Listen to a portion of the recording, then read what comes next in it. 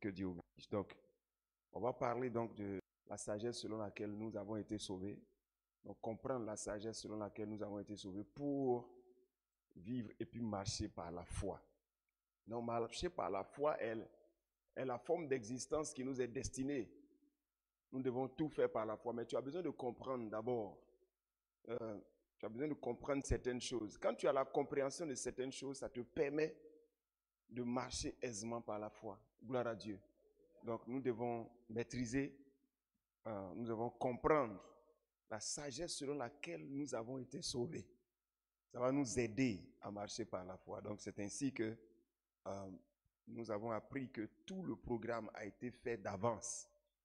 Et Dieu ne fait que exécuter ce qu'il a programmé. Quelqu'un comprend? Amen. Donc, vous devez donc savoir que ce que vous devez retenir dans la révélation fraîche, parce que souvent vous priez, on prie, on demande la révélation fraîche de la parole. Ce que vous devez retenir comme révélation fraîche, c'est que Dieu exécute sa parole. Et qu'avant de faire une chose, il dit ça d'abord. Donc les choses faites sont des choses qui ont déjà été dites. Donc, vous devez découvrir, donc la révélation vous permet de découvrir l'Éternel en tant que le Dieu qui exécute sa parole dite d'avance. Donc à vous de vous conformer à la parole que vous entendez, au principe qu'il vous révèle, sans regarder à gauche ni à droite, parce que ce qu'il a dit arrivera. Maintenant, si tu ne marches pas dans ce qu'il dit, ou que tu ne crois pas à ce qu'il dit, ça n'arrivera jamais. Donc, tu peux être en train d'attendre quelque chose, un miracle de l'Éternel. Tu peux t'attendre à ce que Dieu veut faire pour toi. Et tu sais que Dieu le fait. Maintenant, comme ça tarde, tu sors pour marcher en dehors. Ça n'arrivera jamais. Ça n'arrivera pas parce que Dieu ne l'a pas dit, mais parce que ce qu'il a dit que tu devais faire, tu ne l'as pas fait. Alors ça n'arrivera jamais. Pas parce qu'il est menteur, mais parce qu'il est intègre. Notre Dieu est très intègre. Ce qu'il dit, c'est ce qu'il fera. Donc c'est pour ça qu'il ne faut pas t'amuser. Il est bon, c'est pour ça que tu ne peux pas servir Dieu sans le connaître. Tu ne peux pas espérer en Dieu sans le connaître. Il est intègre. S'il dit que c'est la porte qui est là et que c'est par cette porte qu'on passe, tu ne peux pas créer un autre chemin et espérer que tu vas arriver à l'autre porte. C'est impossible. Raison pour laquelle on parle de soumission. On a affaire à un Dieu à qui on doit se soumettre. Vous entendez ce que je suis en train de dire? Même quand Dieu change quelque chose, quand tu dis quelque chose et qu'il change, et on a l'impression qu'il a changé, c'est parce qu'il a écrit avant que si tu fais ça, lui il va changer. Donc Dieu n'agit pas, il n'y a pas de comportement nouveau. Non. Parce qu'il règne sur nous par alliance. Dieu règne sur nous par alliance. Il nous dit ce qu'il fera. Et nous, on accepte. Quelqu'un entend? Une imposition. Il nous dit, pour votre bonheur, voilà ce que j'ai prévu. Pour votre aisance, voilà ce que j'ai prévu. Pour votre paix, voilà ce que j'ai prévu. Pour ceci, voilà ce que j'ai prévu. Pour cela, voilà ce que j'ai prévu. C'est comme ça que je règne sur vous. Qu'est-ce que vous dites? On répond Amen. Il dit, ok. Donc, si vous voulez la paix, faites ce que j'ai dit ici. Là. Si vous voulez ceci, faites ce que... C'est comme ça qu'il règne. Donc, si lui, il quitte le chemin de ce qu'il a dit, il vous a trahi. Et il a trahi sa parole. Donc, il ne trahira jamais sa parole. Donc, comprenez le royaume de Dieu, le règne de Dieu. Est-ce que vous entendez? Ça ne ressemble pas au règne des hommes. Donc, souvent, les gens confondent le règne des hommes et puis le règne de Dieu. L'homme est un pécheur. L'homme est un pratiquant du péché. Donc, il peut dire une chose et puis demain, il dit l'autre. Donc, ce n'est pas la même chose. Avec Dieu, s'il te dit que c'est dans ça là que se trouve ta paix, marche dedans. Quel que soit ce que tu ressens, le résultat sera la paix. Quelqu'un entend ce que je suis en train de dire? Alléluia. Dieu a parlé dans tous les domaines spécifiques de la vie d'un homme. Il a parlé. C'est pour ça que nous ne devons pas nous laisser diriger par nos émotions qui sont contraires à la parole de Dieu. Lorsque tu ressens quelque chose qui est contraire à la parole de Dieu, il faut savoir là qu'on appelle ça une tentation. Non, il ne faut pas te dire que non, comme je ressens, je fais. Non, non. On appelle ça une tentation. Gloire à Dieu. Donc tu es tenté de faire ce qui t'est interdit, ce qui n'est pas dans le programme, ce qui n'est pas dans le plan de ta vie. C'est pour cela qu'on prie. Quand Jésus était en agonie, il a prié, parce que si il va dans un autre sens, ce n'est pas le plan de sa vie. Le plan de sa vie, c'est qu'il doit mourir pour les hommes. Aussi douloureux que ce soit, c'est ça, c'est le passage. Donc il prie pour que Dieu lui permette de marcher dedans.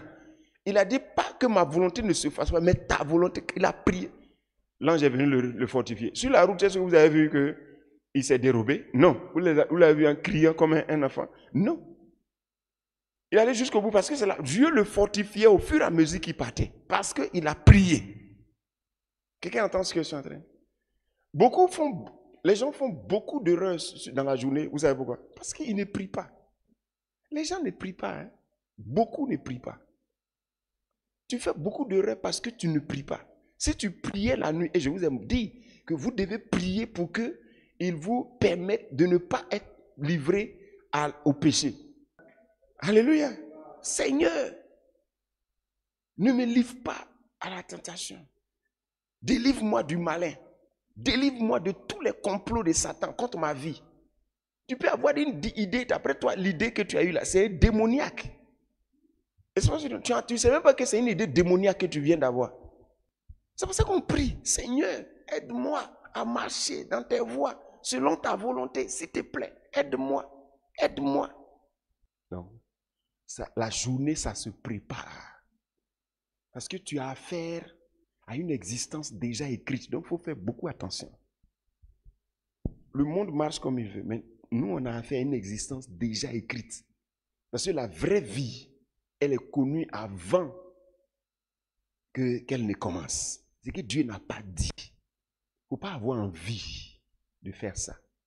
Quand cette envie-là monte en toi, c'est pour ça qu'on nous a donné l'esprit. L'esprit est capable de dominer ça. Et ce n'est pas écrit. Est-ce que vous entendez ce que je suis en train de dire? Ce n'est pas écrit, donc ce n'est pas cautionné par Dieu. Ça n'aura pas de l'assistance du Saint-Esprit, ni d'aucun ange de Dieu. Donc, comprenons la vie. Et puis menons la vie. Amen. Comprenons la vie et menons la vie. Ceux qui croient que non, on peut vivre comme on veut et puis être chose. Non, la vie est écrite. Amen. Gloire à Dieu.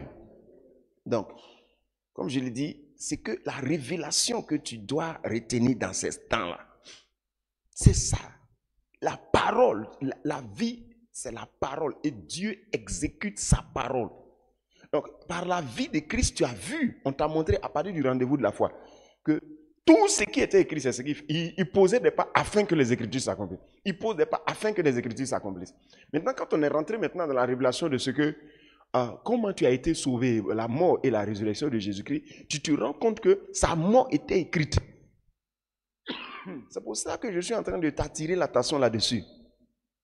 Sa mort était écrite. Donc, quand tu vois quelque chose qui n'est pas écrit, qui n'est pas dit par Dieu, et que tu dis que non, on ne sait jamais, c'est que tu crois que Dieu est désordonné. On ne peut pas accepter, tu ne peux pas accepter, mais quelque chose, c'est que tu vois. Il ne faut pas accepter que non, ça c'est comme ça va se passer. Quelque chose, c'est que tu vois, c'est ce qu'on appelle la foi.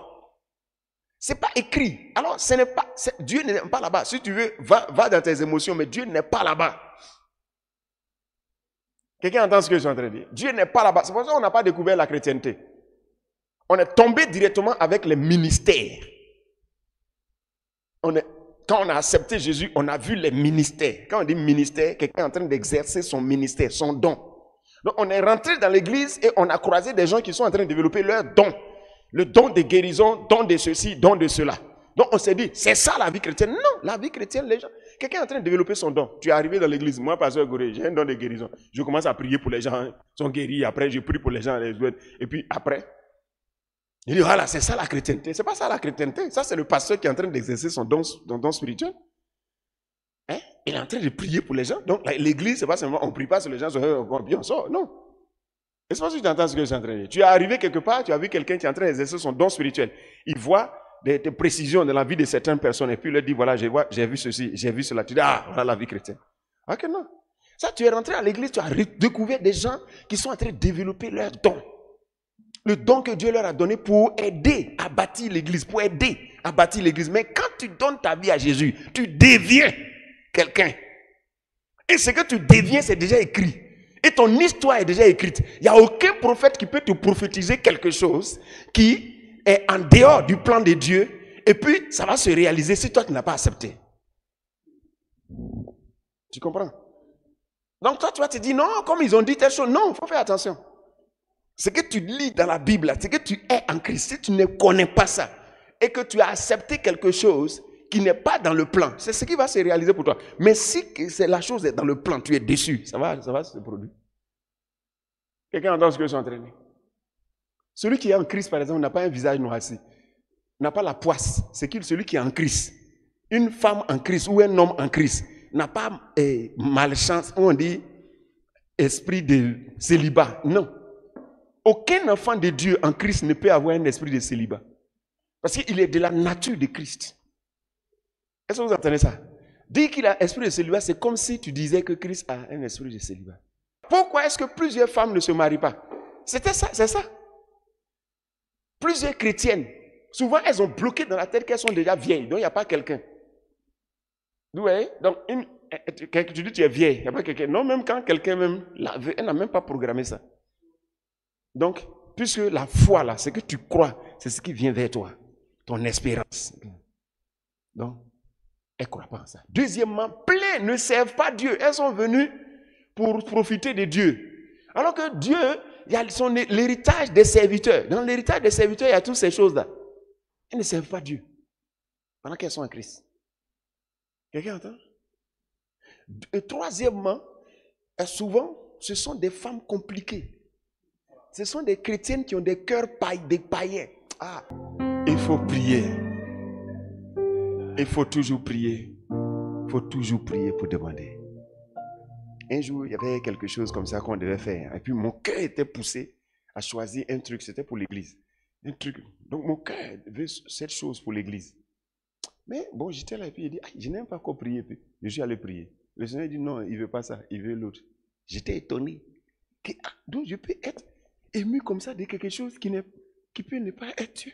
Non, c'est Dieu. Donc c'est pour ça qu'il faut toujours prier. Ton cœur, c'est lui, oh, c'est lui. C'est lui, oh, c'est lui. On te demande, tu as prié? Je n'ai même pas besoin de prier. Quand il me voit, c'est lui, oh, c'est lui.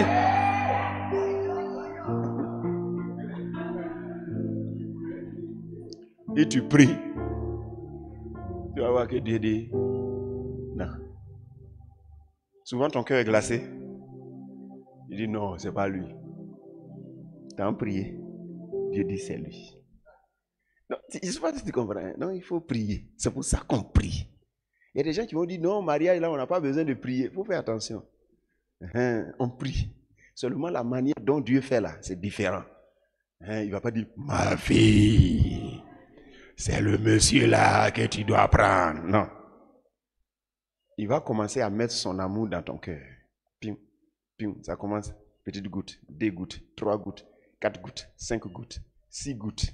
7 gouttes. À un moment donné, tu dis, mais le monsieur dont j'étais indifférent là, comment se fait-il que je ne sais pas ce qui est en train de m'arriver? Oui, tu as demandé à Dieu, non? Comme on est sur la résurrection de Jésus. Amen. C'est ce qui est écrit que vous devez faire. Écoutez-moi bien. Prenez seulement 3 passages et puis comparez-les et vous allez les voir. Prenez d'abord la mort de l'homme. Qu'est-ce qui a été prévu? Pourquoi Dieu a envoyé son Fils? Et puis c'est dans son Fils que se trouvait notre résurrection. Parce que quand l'homme a pris l'arbre de la connaissance du bien et du mal, il est mort, n'est-ce pas? Mais il y avait quelqu'un qu'on avait programmé pour la mort. Mais nos saluts se trouvent dans la résurrection, n'est-ce pas? Nos saluts se trouvent. Quelqu'un a dit nos saluts se trouvent dans la mort. Il n'a pas trop tort, mais c'est la résurrection qui accomplit la chose. Amen. Ok. Donc, prenez Hébreux, le chapitre 9, le verset 27. Ça, c'est pour Adam. Il est réservé. Et comme il est réservé aux hommes de mourir une seule fois, oui. Après quoi vient le jugement? Vous avez vu l'homme? Il lui est réservé de mourir une seule fois. Après quoi? Vient le jugement. Maintenant, pourquoi après cela vient le jugement? C'est parce que c'est le péché qui peut le faire mourir. C'est ce que vous entendez? C'est parce que c'est la désobéissance qui peut le faire mourir. C'est l'injustice qui peut le faire mourir. Donc, après sa mort, vient le jugement. On est d'accord? Ça, c'est, voilà la vie, voilà la vie de l'homme. Maintenant, prenons pour le Christ maintenant. Prenez Luc, le chapitre 24, verset 46. 46. Et il leur dit, ainsi il est écrit que le Christ souffrirait et qu'il ressusciterait des morts le troisième jour. Tu entends? Pour le Christ, on a dit d'abord, il va souffrir. Tu vois, non? Il va mourir. Mais mal mourir. Mourir dans la souffrance. Mais pourquoi il va mourir dans la souffrance? Parce que c'est pour le péché qu'il meurt. Mais pour lui, on n'a pas dit après quoi vient le jugement. Après quoi vient quoi? Il leur dit, ainsi est écrit que le Christ souffrirait et qu'il ressusciterait. Donc lui, après sa mort, ce qui est programmé, c'est quoi? C'est pas le jugement, c'est quoi? C'est la résurrection. Vous voyez ça? On est d'accord? Donc les deux là. Donc il y a un, après sa mort, c'est la résurrection. L'autre, après sa mort, c'est le jugement. Et qu'est-ce qui sera la cause de la mort de Adam? Le péché. C'est pourquoi après sa mort vient le jugement. Maintenant, quelle serait la cause de la mort de Christ? Ce serait le péché, ça serait le péché de Adam. Est-ce que vous entendez? Hein? Lui, ce qui va entraîner, lui, sa mort, c'est le péché de Adam. Et lui, c'est son obéissance en réalité. Ce qui va entraîner sa mort, c'est son obéissance. Donc, son obéissance, la suite, ce n'est pas le jugement. Vous comprenez? Donc, Dieu l'a envoyé pour qu'il nous prenne en lui. Pour nous faire éviter le jugement juste après la première mort. Mais plutôt profiter de sa résurrection. On est d'accord? C'est pour ça qu'il dit dans Jean, le chapitre, ça c'est lui-même qui dit ça. Jean 4, je pense que c'est le verset, Jean 5, verset 24. Lisez rapidement. En vérité, je vous le dis, celui qui écoute ma parole et qui croit à celui qui m'a envoyé, a la vie éternelle et ne vient point en jugement. Tu entends ça? Mais il est passé de la mort à la vie. Tu entends? Pourtant, après la mort vient le jugement. Mais pourquoi est-ce que lui il dit que si tu crois en lui, tu ne vas pas en jugement? On regarde maintenant dans Hébreux chapitre 9 là. On va maintenant au verset 28. Et là tu vas comprendre. On lit ensemble versets 27 et 28.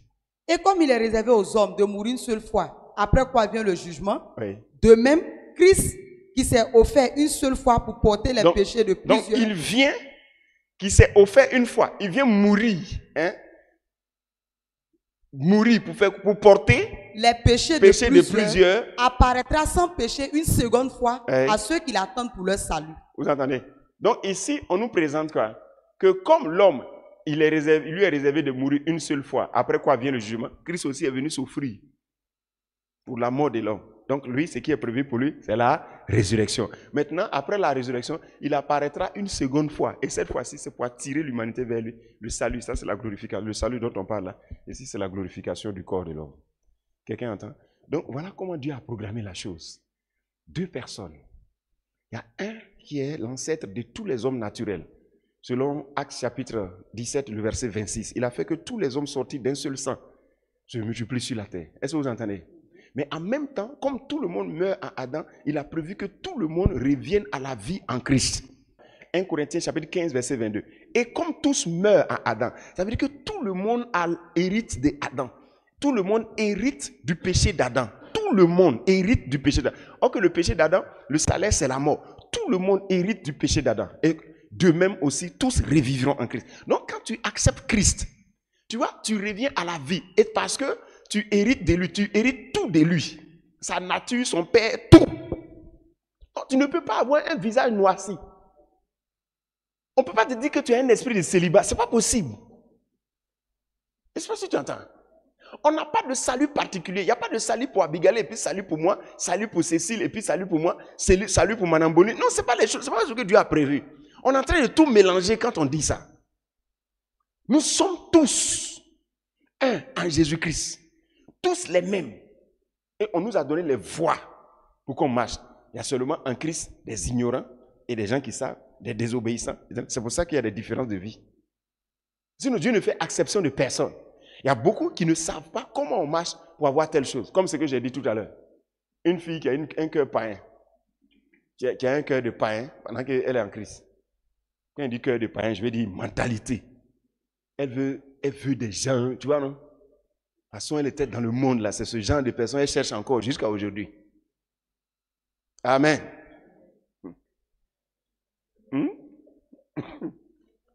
Vous êtes bénis. Hein? Apprenez. Apprenez. Lorsque vous êtes en Christ, vous n'êtes plus maudit. Vous ne pouvez pas être maudit. C'est vous-même qui pouvez poser des pas qui peuvent entraîner la malédiction. Sinon, il n'y a pas de sort sur vous. Non, ça c'est le sort de la famille. Les gens meurent à 42 ans. Ça c'est le sort de la famille. Moi-même, quand j'approche de ça, je me suis effrayé. Tu sais ce qu'on appelle être en Christ? Ça veut dire être comme Christ, être de sa descendance, de sa progéniture. Donc, il n'y a pas de malédiction. Il est mort pour les malédictions. Il a été crucifié, maudit. C'est pourquoi on l'a mis sur le bois. Donc, tu ne peux pas venir dire encore que tu es maudit dans ton... Non, il a pris toutes les malédictions liées à Adam, tout ce qui est de la famille, tout ça. Donc, il n'y a pas de lien à briser. Non, il y a un lien spirituel. Quel lien? Où? Ça vient d'où? Quand vous êtes en Christ, vous êtes une nouvelle créature. Vous êtes né de lui. Quelqu'un entend? Alléluia. Ça a retardé la chrétienté. Tu vois des gens, l'hôtel de ma famille. Les hôtels de ma famille. Quel hôtel? Quel hôtel? Quand vous êtes en Christ, vous êtes une nouvelle personne. Tout est devenu nouveau. Vous êtes un autre type. C'est pour ça que quand la trompette sonne, vous vous glorifiez. Les adamiques, là, quand la trompette sonne, il n'y a rien sur eux. Les adamiques n'ont pas d'espérance. Mais toi, tu as accepté Jésus-Christ. Parce que les gens ne savent pas ce qu'on appelle l'esprit nouveau. Et comme on a abordé la résurrection, je vais en parler. Amen. Tu as compris ça? Donc ta vie désormais là est écrite. Ta vie désormais quoi?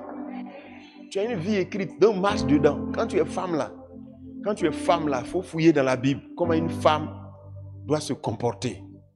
Comment ce qui est écrit au sujet de la femme. On dit la femme sage, qu'est-ce qu'elle fait? Elle bâtit son foyer.